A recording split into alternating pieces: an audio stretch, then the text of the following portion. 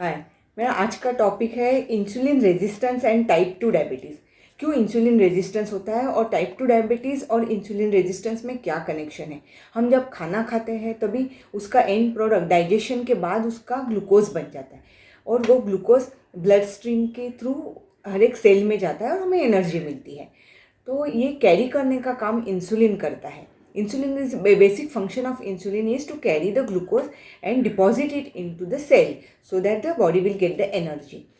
तो अभी खाना खा लिया, ग्लूकोज बन गया तो उसको इंसुलिन कैरी करके सेल तक लेके जाता है। लेकिन सेल है ना, सेल के पास जाने के बाद वो नॉक करता है, cell open the door so that energy will glucose will enter into the cell and will get the energy. लेकिन सेल है ना, वो डोर ओपन नहीं कर रहा है क्योंकि सेल को सुना ही नहीं दे रहा है कि अभी इंसुलिन भी है सामने, ग्लूकोज भी आया है, तो we should accept that and the body will get energy.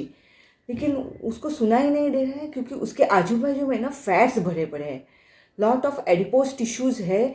इसके लिए सेल को इंसुलिन रिसेप्टर्स ओपन नहीं कर रहा है सेल, क्योंकि वो सिग्नल उसके पास नहीं पहुंच रहा है। इसके लिए थोड़ा 1 और 2 kg वेट लॉस हो जाएगा तो ये विशियस साइकिल से एग्जिट हो सकते हैं। 1 और 2 kg वेट लॉस हो जाएगा ताकि energy will glucose will enter into the cell and the person will get energy and functionality और मेटाबॉलिज्म बॉडी का इम्प्रूव हो जाएगा। इसीलिए थोड़ा फैट कम हो जाएगा बिकॉज अभी तो इंसुलिन भी है और ग्लूकोज भी है। लेकिन क्या होता है, अगर सेल में एंटर नहीं होगा ग्लूकोज तो ग्लूकोज बॉडी में रहेगा, ब्लड स्ट्रीम में रहेगा और ब्लड स्ट्रीम में ग्लूकोज लेवल हाई दिखाएगा। अगर ग्लूकोज लेवल हाई होगा तो वापस नॉर्मली इंसुलिन की डोसेज बढ़ाते, लेकिन वो प्रॉब्लम है ही नहीं।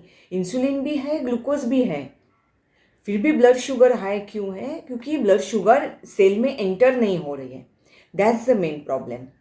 तो उसके लिए थोड़ा एक्सरसाइज मेडिटेशन करेंगे तो रिसेप्टर एक्टिवेट हो जाएंगे और ग्लूकोज एंटर कर पाएगा, इंसुलिन ग्लूकोज को सेल के अंदर डिपॉजिट कर पाएगा।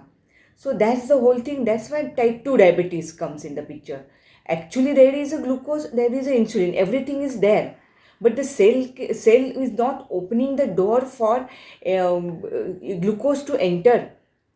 तो वो प्रॉब्लम है। उसके लिए डाइट प्लान क्या है, क्या डाइट लेना चाहिए ताकि इंसुलिन रेजिस्टेंस हो जाता है, क्योंकि धीरे धीरे ग्लूकोज तो यही सोचता हो, यही बोलता हो कि ये तो इसके साथ में रोज कैरी करके जा तो रहा हूँ, सेल के अंदर नहीं जाकर मेरा कुछ फंक्शन ही नहीं हो रहा है।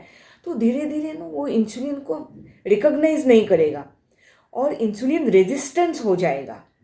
That is called insulin resistance. तो उसको इंसुलिन रेजिस्टेंस बॉडी को हो जाएगा क्योंकि फंक्शनैलिटी ही बराबर ठीक से नहीं हो रही है, इसीलिए ये प्रॉब्लम होता है। और शुगर ब्लड में ही रहती है, इंस्टेड ऑफ ग्लूकोज और sugar going inside the cell, glucose blood में ही रहता है। और इंसुलिन का काम जो है डिपॉजिट करना है ग्लूकोज को सेल में, वो नहीं हो पा रहा है, इसीलिए इंसुलिन रेजिस्टेंस हो जाता है बॉडी पे।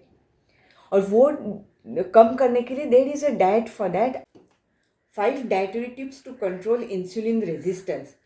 First one is don't skip the meal. If you skip the meal, then insulin level and blood glucose level swing up and down, and this leads to belly fat, and this leads to more insulin resistance. The second one is have complex carbs like fresh fruits, vegetables. Consume more fruits and vegetables in your diet. Third one is high fiber food such as broccoli, oatmeal. This balance your blood sugar level. Avoid simple carbs like plain flour, white bread and processed foods. You should avoid to control the insulin resistance. Fifth one is avoid saturated fat and trans fat. This boosts the insulin resistance. Thanks for watching.